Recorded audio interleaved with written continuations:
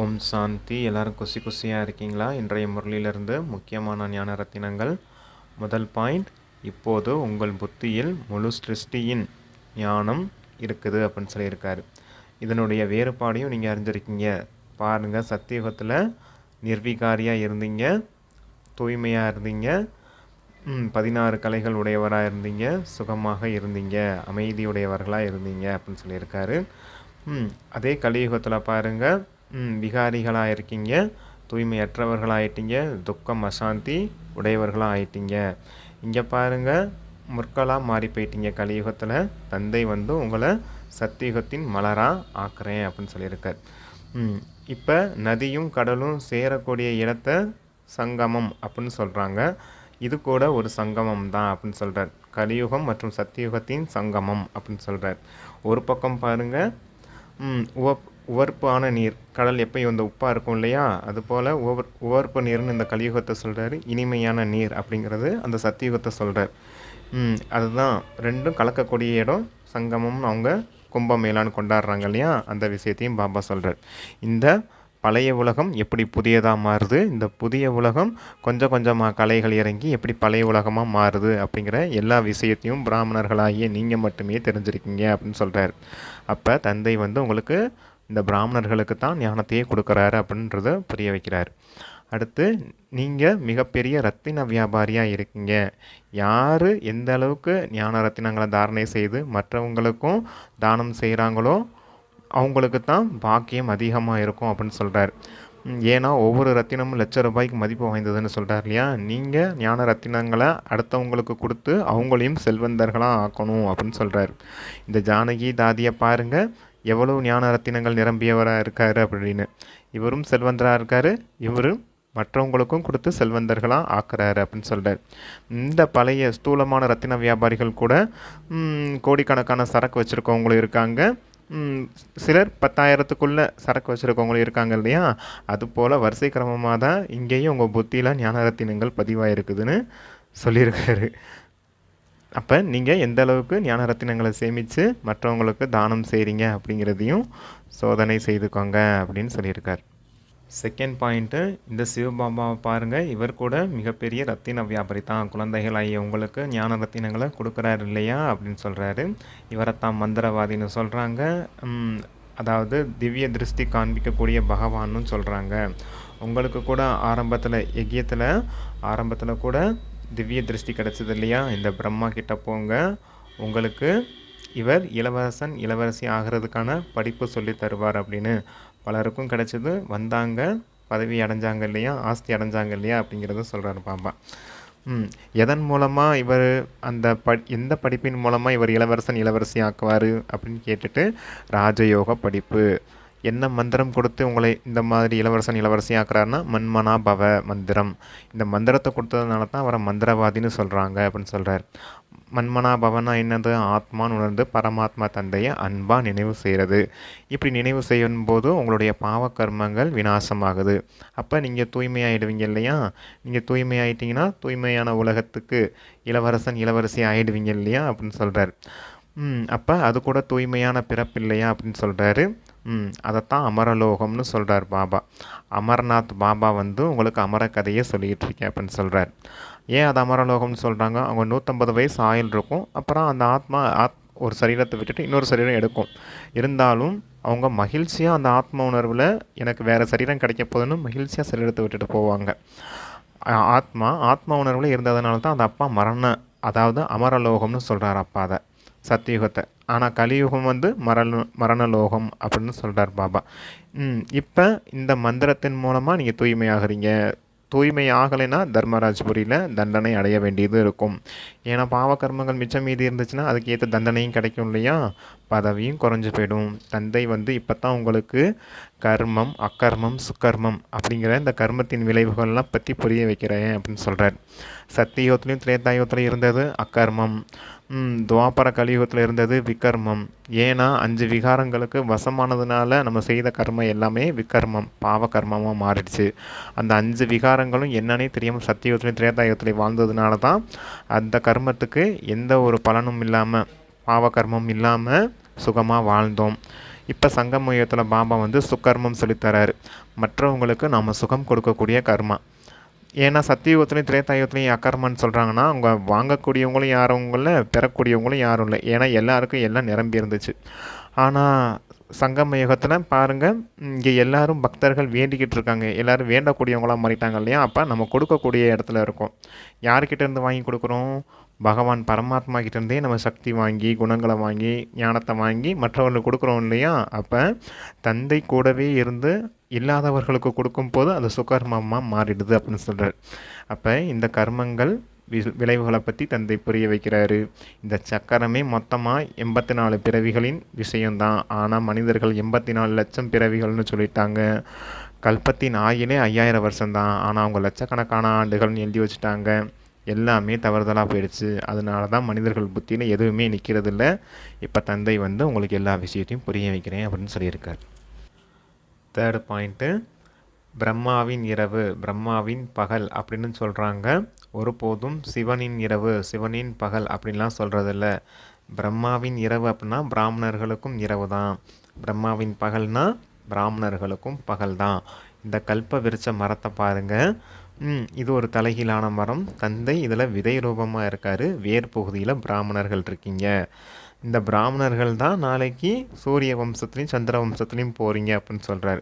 சத்யுகம் திரேதாயுகத்தை தான் சூரிய வம்சம் சந்திர வம்சம் சொல்கிறார். அது தண்டு பகுதியில் காமிச்சிருக்காங்க.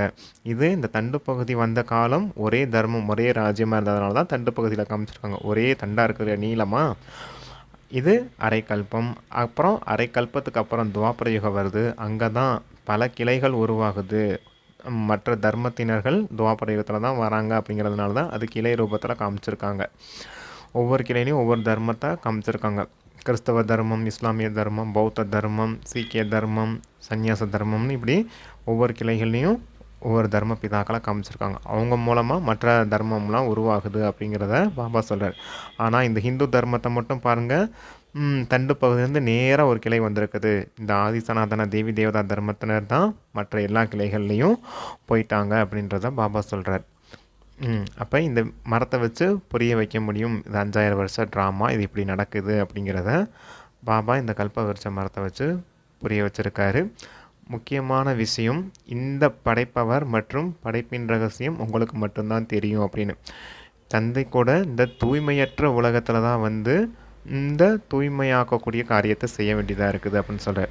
பாபா தூய்மையாக இருக்கார், இருந்தாலும் அவருடைய பார்ட்டி எப்படிப்பட்டதாக இருக்குது? தூய்மையற்ற உலகத்தில், தூய்மையற்ற சரீரத்தில்.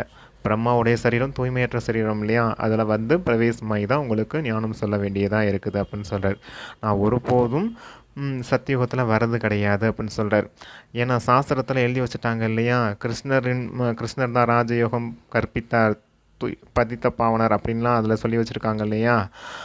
அந்த விஷயம்லாம் பாபா இங்கே சொல்கிறார். அவர் குழந்தை, கிருஷ்ணர் குழந்தை, சத்தியுகத்தின் இளவரசர்னு சொல்கிறார்.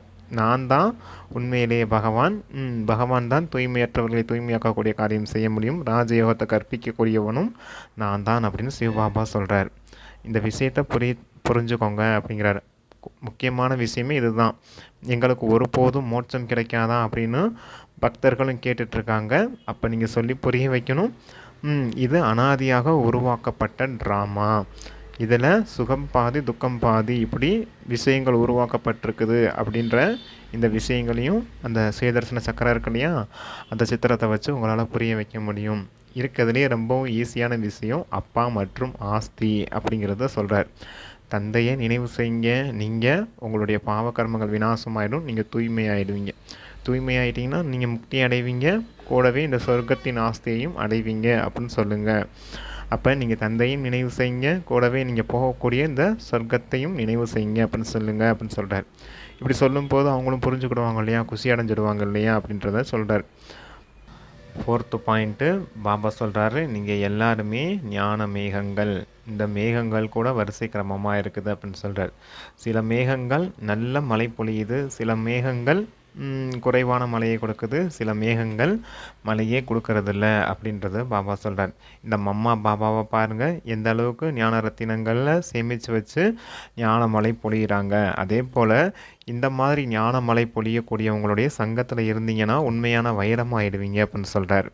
ஞான மழையே பொழியாதவர்கள் கூட அந்த சங்கத்தில் இருந்தீங்கன்னா உங்களுக்கு என்ன நன்மை ஏற்படும், அப்போ அந்த சங்கத்திலேருந்து நீங்கள் பாதுகாப்போடு இருக்கணும் அப்படின்னு சொல்கிறார். யார் ஞானிகளாக யோகிகளாக இருப்பாங்களோ அவங்க தனக்கு சமமாக மற்றவர்களை மாற்றுவாங்க, இந்த தீய சங்கத்திலேருந்தும் பாதுகாப்பாக இருப்பாங்க அப்படின்னு சொல்கிறாரு. நல்ல சங்கத்தில் இருந்தீங்கன்னா உண்மையான வைரமாக ஆவீங்க. இந்த ஞான மலை பொழியக்கூடியவர்களின் சங்கத்தில் இருந்தீங்கன்னா உண்மையான வைரம் ஆவீங்க. தீயவர்களின் சங்கத்தில் இருந்தீங்கன்னா, அந்த ஞான மலை பொழியாதவர்களின் சங்கத்தில் நீங்கள் இருந்தீங்கன்னா கல் போல் மாறிடுவீங்க அப்படின்னு சொல்கிறார். அப்போ நம்ம எந்த சங்கத்தில் இருக்கோம் அப்படின்றத பார்த்துக்கோங்க. ஒருபோதும் இந்த சங்க தோஷம் ஏற்பட்டுறக்கூடாது அப்படின்னு பாபா சொல்லியிருக்காரு. தந்தையை பாருங்கள், எந்த அளவுக்கு தந்தை நிரகங்காரியாக இருக்கார். ஒருபோதும் அவர் நான் அதை செய்தேன், நான் இதை செய்தேன்னு ஒருபோதும் சொல்கிறது கிடையாது. அதே போல் நீங்களும் நிரகங்காரியாக இருக்கணும். ஒருபோதும் நான்ற அபிமானத்தில் நான் அதை செய்தேன், நான் இதை செய்தேன் அப்படின்னு சொல்லிக்கிட்டு இருக்காதீங்க. சேவை செய்வது உங்களுடைய கடமைன்னு புரிஞ்சுக்கிட்டு சேவை செய்துக்கிட்டே இருங்க அப்படின்னு சொல்கிறார். குறிப்பாக சுயநலமற்று தந்தை எப்படி சேவை செய்கிறாரோ அதே போல் நீங்களும் சுயநலமற்று சேவை செய்யணும். சுயநலத்தினுடைய சேவை அப்படின்னா பேருக்கு ஆசைப்பட்டு, புகழுக்கு ஆசைப்பட்டு, மரியாதைக்கு ஆசைப்பட்டு, பேர் புகழ் மரியாதைக்கு ஆசைப்பட்டு சேவை செய்தீங்கன்னா அதை தான் சுயநலத்தின் சேவைன்னு சொல்கிறார். சுயநலமற்ற சேவைனா தந்தை எப்படி குழந்தைகளுக்கு அன்பாக சேவை செய்கிறார், அதே போல் நாமளும் அன்பாக மற்றவர்களுக்கு சேவை செய்யணும் அப்படின்றது தான் நிரகங்காரியாக இருந்து மற்றவர்களுக்கு சேவை செய்கிறது அப்படின்னு சொல்லியிருக்கார் பாபா. வரதானம்: வீணானவற்றை சுபபாவனையோடு உயர்ந்த பாவனையோடு மாற்றிவிடக்கூடிய உண்மையாகவே மறுபிறப்பெடுத்தவர் ஆகுங்கள் அப்படின்னு சொல்லியிருக்காரு. பாப்தாதாவுடைய ஸ்ரீமத் என்ன அப்படின்னா, வீணானவற்றை கேட்காதீர்கள், வீணானவற்றை பேசாதீர்கள், வீணானவற்றை சிந்திக்கவும் செய்யாதீர்கள் அப்படின்னு சொல்லியிருக்காரு. இப்போ நீங்கள் எதை கேட்டாலும், எதை பேசினாலும், எதை சிந்தித்தாலும் சுபபாவனையோடு சிந்திங்க, பேசுங்க. வீணானவற்றை கேட்க வேண்டியதாக இருந்தாலும் சுபபாவனையோடே கேளுங்க அப்படின்னு சொல்கிறார். மற்றவர்கள் மீது உங்களுக்கு சுபபாவனையின் எண்ணங்கள் மட்டுமே இருக்கணும் அப்படின்னு சொல்கிறார். அவங்க மீது சுபபாவனை மட்டுமே வைக்கணும், அவங்களுக்கும் நன்மை ஏற்படட்டும் அப்படின்றதுக்காக சொல்கிறார் பாபா. நீங்கள் முதல்ல மாறணும். சுபபாவனை வச்சு சுயமாற்றம் செய்யணும் அப்படின்னு நீங்கள் மாறணும். நீங்கள் மாறி தான் மற்றவர்களை மாற்றணும் அப்படிங்கிற எண்ணம் தான் இருக்கணும். பிறர் மாறினால் நான் மாறுவேன் அப்படிங்கிற எண்ணம் இருக்கக்கூடாது. அப்போ இந்த சுயமாற்றம் செய்வது தான் நான் மகாபலி ஆவது அப்படின்னு சொல்லியிருக்கார். இதுதான் இறந்து போவது அப்படின்னு சொல்கிறார். இந்த இறந்து போவதில் மகிழ்வோடு இறந்து போங்க அப்படின்னு சொல்கிறார். நான் மாற வேண்டும், சுயமாற்றம் அடைய வேண்டும்ங்கிறதுல மகிழ்வோடு இறந்து போங்க அப்படின்னு சொல்கிறார். இதுதான் நீங்கள் மாறி மற்றவங்களை மாற்றக்கூடிய சேவையாயிடும். இதுதான் நீங்கள் மற்றவர்களுக்கு உயிர் தானம் கொடுக்கறது போல் அப்படின்னு சொல்கிறார். நம்மளை பார்த்து இவங்க இப்படி மாறி இருக்காங்களே, இவங்கள போல் நாமளும் மாறணுங்கிறது அவங்களுக்கு வரும் இல்லையா, அப்போ அவங்களுக்கும் உயிர் கிடைக்கும் இல்லையா அப்படின்னு சொல்கிறார். இதுதான் இறந்து வாழும் பிறவி அப்படின்னு பாபா சொல்லியிருக்கார்.